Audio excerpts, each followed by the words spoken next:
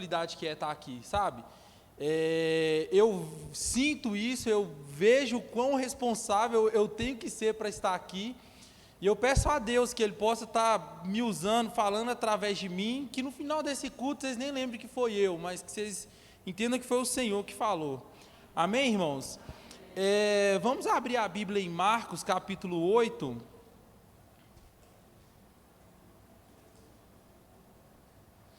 Capítulo 8, a partir do versículo 10.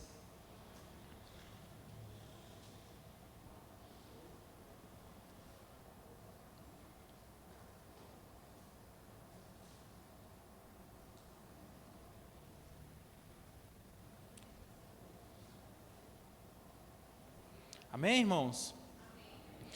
E entrando logo no barco com seus discípulos, foi para as partes de Dalmanuta. E saíram os fariseus e começaram a disputar com ele, pedindo-lhe para o tentarem um sinal do céu. E suspirando profundamente em seu espírito, disse: por que pede essa geração um sinal? Em verdade vos digo que a esta geração não se dará sinal algum. Algumas Bíblias falam, a não ser o sinal de Jonas. E deixando-os, tornou a entrar no barco e foi para o outro lado. E eles se esqueceram de levar o pão. E no barco não tinha consigo senão um pão. E ordenou-lhes, dizendo: olhai e guardai-vos do fermento dos fariseus e do fermento de Herodes.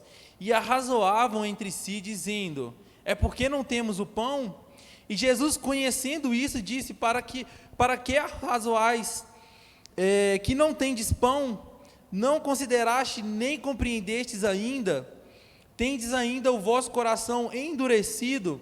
Tendo os olhos, não vedes, e tendo ouvidos, não ouvis, e não vos lembrais, quando partiu 5 pães entre as 5.000 pessoas, quando o cesto cheio de pedaços levantastes, disseram-lhe 12, e quando partiu 7 entre os 4.000, 4 cestos cheios de pedaços levantastes, e disseram-lhe 7, e ele lhe disse: como não entendeis ainda?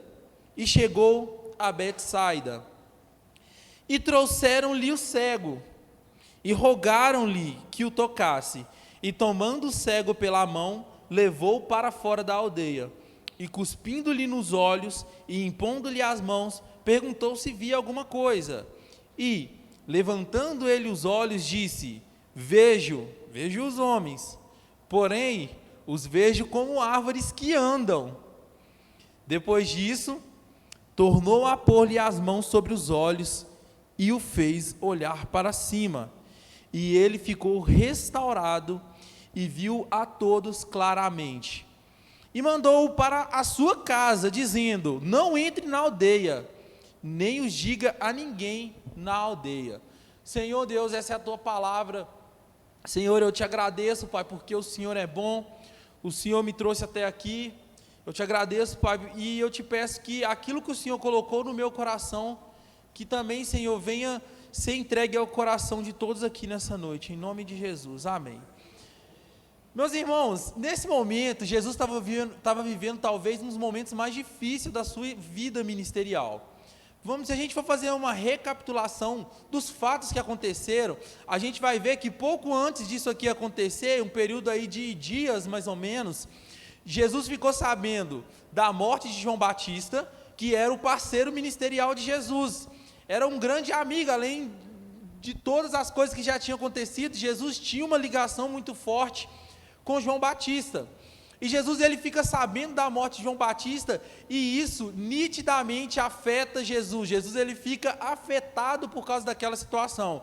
Então o que Jesus faz? Quando ele percebe, os discípulos se aproximam de Jesus, os discípulos de João Batista, eles se aproximam de Jesus e eles falam o que tinha acontecido.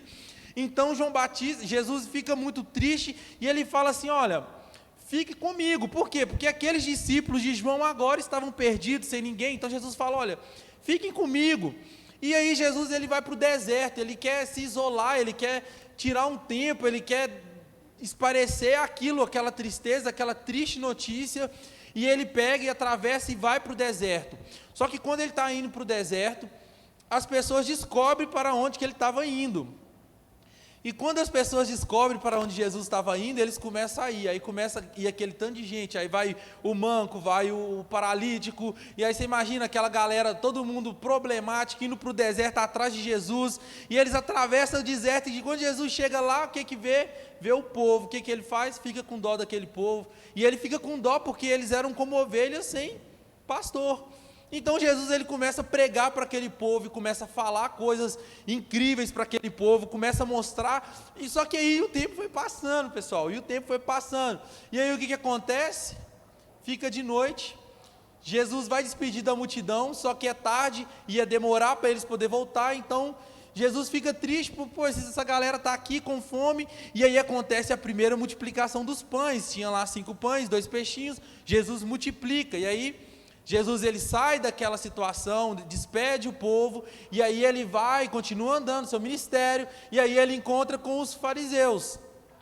Quando ele encontra com os fariseus falam com ele assim: olha, curioso, os seus discípulos não respeitam as leis dos antigos, a lei dos mais velhos, porque eles comem com a mão suja, e os nossos antepassados nos ensinaram que nós temos que lavar as mãos antes de comer. E Jesus fala assim: bem que dizia Jeremias, né? Hipócritas são vocês, porque vocês se apegam nas coisas pequenas e deixam as coisas grandes de lado. Vocês se apegam a princípios humanos e se esquecem de princípios de Deus. E aí Jesus fala da história do fariseu que, em nome do ministério, abria a mão de cuidar dos seus pais, que também era um princípio. Então, Jesus, a gente percebe que Jesus não está legal. Ele já começa, inclusive, dentro desse mesmo contexto. Só que no livro de Mateus, a gente vai ver que Jesus ele começa a falar diversas coisas sobre os fariseus. Aí beleza, Jesus vai para o outro lado, ele vai de novo para o deserto, a multidão acompanha ele de novo, parecia que era um filme repetido, ele fica com dó de despedir a multidão está com fome, e aí ele vai e multiplica de novo os pães, com dó de despedir aquela multidão com fome. E aí ele despede a multidão, e aí ele sai e vai para as partes de Dalmanuta, que é exatamente nesse texto que a gente chegou. E quando ele vai, os fariseus chegam perto dele e começam a querer... É como se fosse a provocar, fala assim: mande-nos um sinal, eu quero ver um sinal. E Jesus ele começa a se entristecer, por quê? Porque os fariseus estavam pedindo sinal, e tem algumas traduções que falam: mande-nos o sinal de Elias. E lá na frente a gente vai entender por que eles falam isso, porque muitos acreditavam que ele era Elias, né? Então eles começam a falar: mande-nos um sinal, e um sinal, e sinal, e Jesus entristece com aquilo, e ele fala assim... e ele suspira profundamente no seu coração, entristecido, chateado, e fala assim: não será dado nenhum sinal a vocês, senão o sinal de Jonas. Em algumas traduções vai dizer assim, porque o que era o sinal de Jonas? Jesus ele estava fazendo, irmãos, ele estava profetizando o que ia acontecer com ele lá na frente. Qual que era o sinal de Jonas? O que aconteceu com Jonas? Ele foi lá, foi comido pelo peixe, e ficou 3 dias na barriga do peixe, depois ele voltou. Jesus estava predizendo o que ia acontecer com ele, que ele ia ficar 3 dias morto e ressuscitaria, e esse seria o sinal que os fariseus viriam a respeito de Jesus, a respeito da ressurreição de Jesus. Então, eles vão, e é interessante a gente pensar, porque a ideia fariseu, quem gosta, quem que acha legal esse nome, fariseu? Se eu chegar e falar: paz do Senhor, irmãos fariseus, quem aqui acha legal? Alguém ia achar legal? É porque o fariseu ele tomou uma proporção, o nome acabou se tornando algo ruim. Por que o nome se tornou algo ruim, irmãos? Vamos entender um pouco da história. Quem são os fariseus? Lá por volta de 550 antes de Cristo, o rei Nabucodonosor, ele invade Judá, destrói o templo. Quando Nabucodonosor destrói os templos, os judeus olham um para o lado e olham para o outro e falam assim: bem que Jeremias falou, porque antes disso, Jeremias tinha falado que Nabucodonosor invadiria e destruiria o templo. Quando se destrói o templo, Jeremias também tinha falado que eles iam ficar 70 anos no cativeiro. Então, eles começam a olhar um para o lado e para o outro, percebem o que estava acontecendo, eles falaram: quer dizer que nós vamos ficar 70 anos cativos na terra da Babilônia? Irmãos, imaginem vocês, se você tem a sua família, seu filho, e você vai daqui lá para a Inglaterra, morar lá na Inglaterra, e você fica morando lá na Inglaterra 10 anos, 20 anos, 30 anos, seu filho casa na Inglaterra, seu neto nasce na Inglaterra, o que vai acontecer? Logo o seu filho, ele vai esquecer do Brasil, concordam comigo? Era exatamente essa preocupação. Eles começaram a ter medo de deles esquecerem o que os seus antepassados tinham vivido, de como Deus tinha provido no deserto, de como Deus tinha abrido o mar vermelho, de como Deus tinha destruído os egípcios, de como Deus tinha dado Canaã, de como Deus tinha feito com Davi, de como que Deus tinha dado o templo, de como que Deus tinha sido bom. E eles começam a ficar preocupados, eles começam a ficar com medo. E aí o que eles fazem?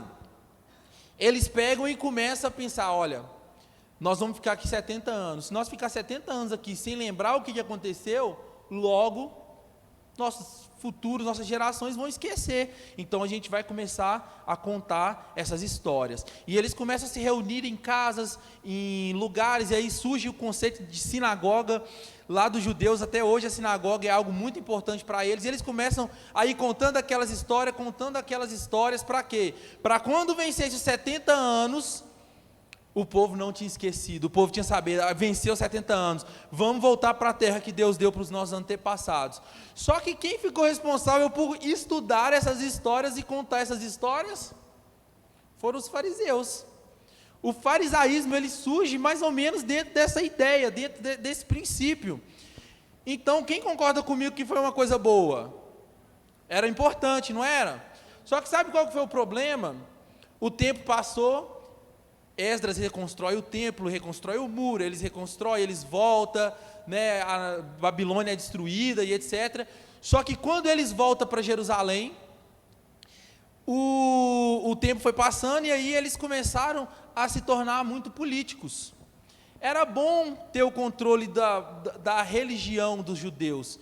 E como que o líder lá conseguia controlar? Através dos fariseus. E os fariseus, eles começaram a se unir com política, de tal modo que quando a gente chega na época de Jesus, eles estão tão unidos e tão pensativos e tão focados naquele tempo, que quando fala que Jesus Cristo era o Messias, eles não gostaram muito da ideia. Sabe por quê? Porque os planos deles não era um Messias vir, tomar o poder de Roma e etc, etc, porque para eles estava confortável, para eles estava bom. Vocês já pararam para pensar que eles eram o conhecedor da lei? Eles tinham conhecimento da lei, eles sabiam sobre a lei? Por que eles não reconheceram Jesus? Eles não queriam que Jesus fosse o Messias, porque estava confortável. Você sabe, irmãos, isso me faz pensar uma coisa. Às vezes a gente para de pensar na volta de Jesus, às vezes a gente para de ansiar pela volta de Jesus, porque nós estamos confortáveis, ou então porque nós temos os nossos planos, e a gente está fazendo igual esses homens aqui, ó, a gente está focado, mas eu queria tanto ser pai, eu queria ter um filho, eu queria tanto ser neto, eu queria ter minha casa, eu queria ter meu carro, eu queria ter meu emprego, e a gente para de focar nas coisas que são de fato importantes, e a gente começa a focar nas coisas terrenas, e a gente faz basicamente o que esses homens fizeram.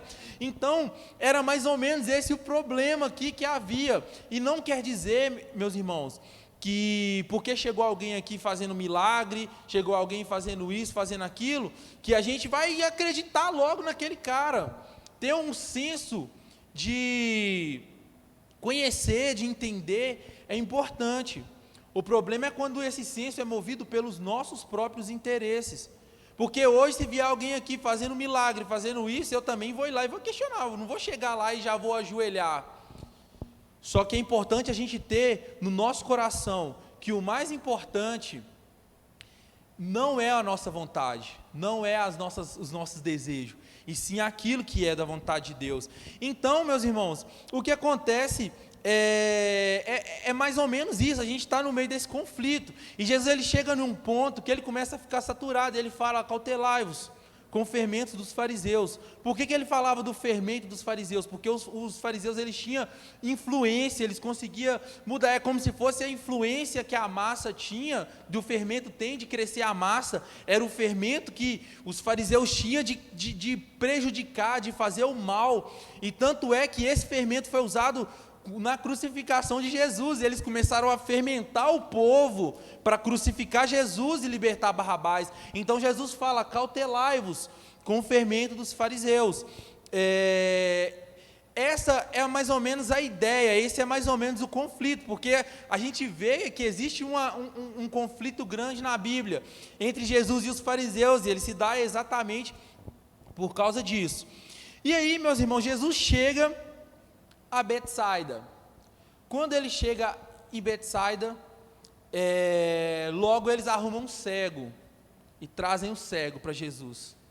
Naquele momento, acontece uma coisa muito triste. Naquele momento acontecia onde Jesus ia, porque as pessoas, elas traziam o cego, traziam os aleijados, traziam os mancos. Jesus curava, e era como se fosse uma atração. Respeitável público, hoje teremos aqui Jesus de Nazaré, que vai curar, que vai fazer, que vai acontecer. E Jesus, ele começa a se sentir um pouco incomodado com essa situação, porque Jesus, ele não está aqui para poder fazer plateia. Jesus, ele não está aqui na ideia de entretenimento. Jesus, ele não é um entretenimento. Muitas vezes nós estamos colocando Jesus como se ele fosse um entretenimento. Jesus, ele não está aqui para nos entreter. Jesus está aqui para nos salvar, para transformar a nossa vida, para nos tirar do pecado. Ele está aqui para transformar a nossa história, mas ele não está aqui para poder fazer bonito para ninguém ver. Ele está aqui porque ele tem uma missão. Ele cumpriu a missão no Calvário, a primeira parte. A segunda parte é ele voltar. Ele está aqui entre nós, ele está aqui no nosso coração, porque ele quer transformar a nossa vida, ele quer transformar a nossa casa, mas ele não quer que nós venhamos transformar ele em um objeto a ser assistido, a ser conhecido, a ser por puro prazer ou por pura emoção. Nós precisamos tomar esse cuidado, porque aqui os fariseus, eles traziam o povo para poder: venham pessoal, Jesus, vão ver, vai Jesus, faz um sinal aí para a gente ver, faz alguma coisa. Herodes, quando Jesus é levado, ele fala: vai lá, faz alguma coisa aí para mim ver, cara, eu quero ver, você é famoso, eu quero ver o que você faz, eu quero ver o que você tem poder para fazer. Para quê? Para poder entreter aquele povo? Não, Jesus, ele não está aqui para nos entreter. Jesus, ele está aqui para nos transformar. E o processo do qual ele vai nos transformar precisa mudar a nossa visão sobre ele. Nós não podemos continuar da mesma forma, nós não podemos acostumar a ver aqui, ver o milagre. Eu lembro uma vez que eu tinha um amigo meu que ele estava com uns problemas de saúde lá e tal. E aí estava rolando uma igreja, não sei, acho que era no São Caetano, que estava indo um cara, e o cara, ele era cabuloso, cara, o cara era um bichão, e ele chegava e fazia uns milagres lá e tal, e meu colega falou assim: vão lá, velho, vão lá. Eu falei: vão lá, velho, vão lá. E aí eu lembro que o cara chegou, e quando ele chegou, todo mundo ficou de pé, começou a aplaudir o cara, e o cara entrou assim, com um terno todo bonitão assim e tal, e atravessou a igreja, e todo mundo ficou olhando assim. Eu falei: caramba, o cara é o bichão mesmo, hein? E aí o cara chegou e começou a orar para a mulher, e pôs a mão na barriga da mulher, e assim, eu não sei o que aconteceu, porque eu não vi, porque ele pôs um pano, e de repente começou a sair um sangue naquele pano, e uns caroços saiu daquela barriga, e todo mundo começou a aplaudir aquilo. Que incrível! Eu falei: mano, o que eu estou fazendo aqui? Que negócio. Por quê? Porque aquilo se tornou uma atração, vinha gente de todo lugar para ver, todas as pessoas queriam ver, e muitas pessoas naquela época, elas estavam fazendo isso com Jesus. E quando Jesus chega em Betsaida, ele chega e fala assim: vem cá, arruma um cego, pelo amor de Deus, eu quero ver um cego, não tem um cego. Eles acharam um cego lá, e chegaram e falam assim: Jesus, cura aí esse cara. E Jesus olha assim, e pega o cara pela mão, e leva ele para fora da cidade, escondido de todo mundo, onde ninguém vê. Ai, meus irmãos, às vezes isso acontece tanto comigo. Às vezes no lugar onde que ninguém está vendo, às vezes onde não tem ninguém perto, às vezes onde ninguém vai poder fazer alguma coisa, falar alguma coisa. Jesus, ele começa alguns processos na minha vida. E ali quantas vezes que a gente já viveu isso, quantas vezes que a gente já passou por isso, processo que Jesus que nos pega pela mão, tira a gente. Sabe o que é interessante? No começo do ministério de Jesus, os fariseus pegaram no sábado, levaram no meio da sinagoga um cara com a mão mirrada, levaram aquele cara, deixaram lá e colocaram ele na frente de Jesus. Jesus vai falar na frente de todo mundo, levanta na frente de todo mundo, e aí Jesus conta uma parábola linda, né, que fala assim: olha, por acaso vocês que têm uma ovelha, se a sua ovelha cair no buraco no sábado, você vai salvar? E todo mundo fica calado, porque é óbvio que ia salvar. Então Jesus fala: da mesma forma eu posso salvar esse pequenino, estende a mão e seja curado. E na frente de todos ele foi curado. Só que naquele cego não, aquele cego foi diferente. Jesus pega ele pela mão e leva ele para o canto. Evitando o quê? Euforia desnecessária. Evitando euforia desnecessária. E aí Jesus vai lá, pega aquele cego, cospe nos olhos dele, coloca as mãos sobre ele, e ele fala: e aí, você está vendo? Provavelmente não era um cego de nascença, porque ele fala: não, eu vejo os homens como árvores. Então ele sabia qual que era a forma que tinha uma árvore, automaticamente se entende que ele não era um cego de nascença. E aí ele fala: não, eu vejo os homens, só que eu vejo eles como se eles fossem árvores. Então Jesus vai lá e coloca a mão de novo, faz ele olhar para cima, e ele é curado. E é uma coisa que eu acho muito interessante, que Jesus fala com ele? Volte para a sua casa e não entre dentro da cidade. Sabe por quê, irmãos? Porque Jesus estava livrando aquele homem de pessoas que querem fazer da sua vida notícia. Muitas vezes a gente deixa de comemorar, a gente deixa de viver as coisas com a nossa família e vai comemorar com nossos amigos, e vai viver as coisas com os nossos amigos. E os nossos amigos, muitas das vezes, eles estão querendo só transformar a nossa vida em notícia.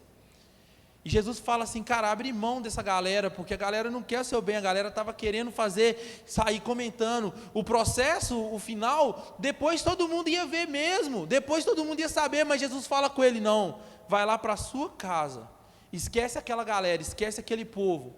Irmão, Jesus hoje está falando com vocês: olha para a sua casa, vai para a sua casa, viva as coisas que você precisa viver com a sua família, com a sua casa, e deixa de viver as coisas que você tem vivido com pessoas que só querem transformar a sua vida em notícia.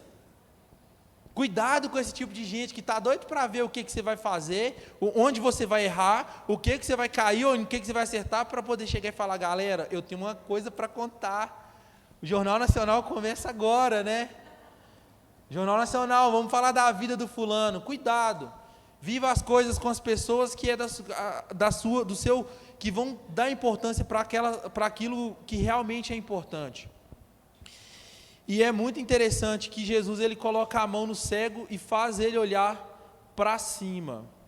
Irmãos, às vezes nós estamos enxergando as coisas da forma errada, porque nós estamos olhando para a direção errada. Jesus, ele pega o homem, põe a mão de novo e faz ele olhar para cima. E isso é tão emocionante, é tão empolgante, porque isso me faz lembrar lá em Hebreus, quando o autor fala assim, olhando fixamente para o autor e consumador da fé, Jesus, o qual, por causa do júbilo que lhe fora proposto, suportou a cruz, desprezando a vergonha, e assentou-se à direita de Deus, assentou no trono à destra de Deus. Irmãos, olha para o lugar certo, você vai ver lá em Salmo 121 que o salmista vai dizer que eu levanto os meus olhos, eu olho para os montes, de onde me virá o socorro? O meu socorro vem do Senhor que fez os céus e a terra. Você está olhando para a direção errada. Deus está querendo te mostrar que existe coisa nova em lugar novo, e você está olhando para o lugar errado. Às vezes, quando a gente está com a nossa visão desfocada, a gente não vê as coisas como elas são.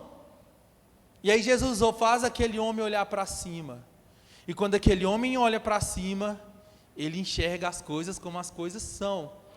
E a primeira coisa que ele enxerga é Jesus. Quando você olhar para o lugar certo, olhar para a direção certa, a primeira coisa que você vai enxergar vai ser Jesus, o autor e o consumador da sua fé. Mas enquanto você está perdendo seu tempo, olhando para o Covid, olhando para as pessoas que estão morrendo, olhando para tudo que está acontecendo à nossa volta, a gente perde o foco. E quando a gente perde o foco, a gente começa a enxergar as coisas diferentes. E logo quando a gente começa a enxergar as coisas diferentes, aquelas coisas diferentes que a gente enxerga, começa a mudar a nossa forma de viver, de sentir, de perceber as coisas. E logo eu estou enxergando coisas da maneira errada, e eu estou fazendo coisas da maneira errada, eu estou passando por um problema que eu nem precisava estar passando se eu estivesse olhando para o lugar certo. E qual que é o lugar certo? O autor e consumador da nossa fé. Estejamos em nome de Jesus sempre com a direção, com os nossos olhos direcionados para o autor e consumador da nossa fé. Eu sou apaixonado nesse versículo, porque quando ele fala o autor foi porque ele criou, e o consumador é porque toda a nossa fé aponta para o fim, que o fim é ele é o fim, ele é a nossa esperança. Nós estamos vivendo problemas, nós estamos vivendo dificuldades, mas ele é a nossa esperança. O fim nos aponta diretamente para o céu, o fim nos aponta diretamente para viver aquilo que ele nos prometeu que viveríamos com ele. Olhamos fixamente para ele e perderemos o foco de tudo que ficaria em segundo plano, de tudo que não é importante. Então, que o nosso foco seja olhar para Jesus. Amém, irmãos? Irmãos, para a gente finalizar, o milagre de Jesus, ele nunca vai estar completo se a gente não enxergar pessoas como pessoas. O cego, ele enxergou o quê? Árvores. O que é árvores? Vamos pensar, o que uma árvore faz? Ela dá sombra, ela dá fruto, madeira, coisas boas, né? O milagre de Jesus tem na nossa vida nunca estará completo se não mudar a nossa forma de enxergar as pessoas. Nós precisamos parar de enxergar as pessoas como árvores. O que isso quer dizer? Eu quero sombra, eu quero fruto, eu quero madeira.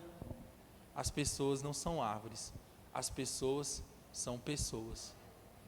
E o milagre de Jesus nas nossas vidas só vai estar completo quando nós passarmos a enxergar pessoas como pessoas.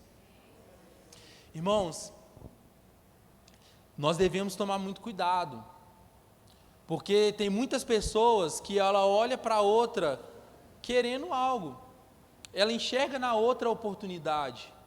A gente trabalha, eu e a Stefania, a gente trabalha numa empresa que a gente presta serviço, que é terrível o quanto eles tentam a gente é explorado, eles tentam nos explorar, porque lá as pessoas estão acostumadas a ver as outras como árvores, eu vejo a outra pessoa como objeto, eu tento derrubar, a gente fala assim, a gente até brinca de que lá é a terra que ninguém para em pé, que todo mundo quer te derrubar.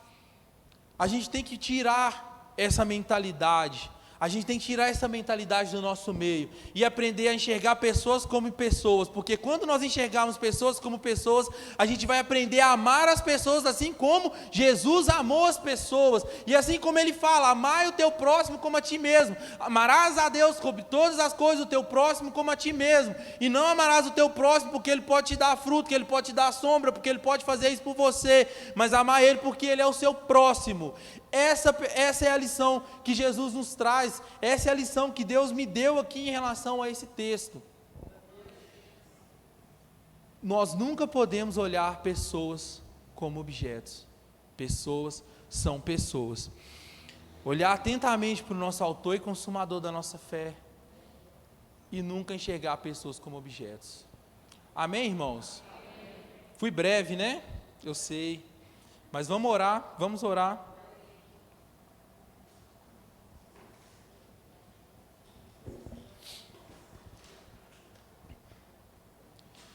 Senhor, meu Deus, Senhor, eu quero, Pai, te agradecer, Senhor, porque o Senhor, Pai, tem transformado a nossa percepção de enxergar, de entender e de viver as Tuas coisas, Senhor. Meu Deus, eu quero, Senhor, te agradecer, porque o Senhor é o Deus bom, é o Deus, Senhor, que nos faz enxergar além, é o Deus que transforma as nossas perspectivas, que transforma a nossa forma de enxergar, que nos faz olhar além, que nos faz ir além, que nos faz, Senhor, tratar pessoas como pessoas. Eu quero te agradecer, porque o Senhor é um Deus bom, é um Deus que nos ensina. Senhor, eu quero te pedir que o Senhor não venha permitir que o nosso coração venha perder o foco das coisas que o Senhor tem para nós. Eu quero te pedir que o Senhor não venha permitir, Senhor, eu quero te pedir que o Senhor não venha permitir que nós venhamos transformar o Senhor em um objeto ou em uma atração, e que essa igreja não venha estar cheia de pessoas que queiram só ver aquilo que o Senhor pode fazer, mas que venha ser cheia de pessoas que têm a vida transformada por aquilo que o Senhor pode fazer. E que nós não possamos, Pai, nos apegar nas obras das Suas mãos, mas se apegar no amor que o Senhor tem por nós, se apegar, Senhor, naquilo que o Senhor pode fazer no nosso coração, transformar nossas vidas. E que o Senhor, Pai, venha nos dar uma nova visão a cada dia sobre as Tuas coisas, e que nós não podemos, Senhor, continuar da mesma forma, Senhor. Em nome de Jesus, Senhor.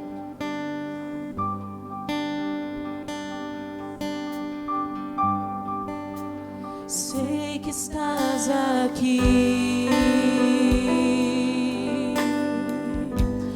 posso sentir o teu calor.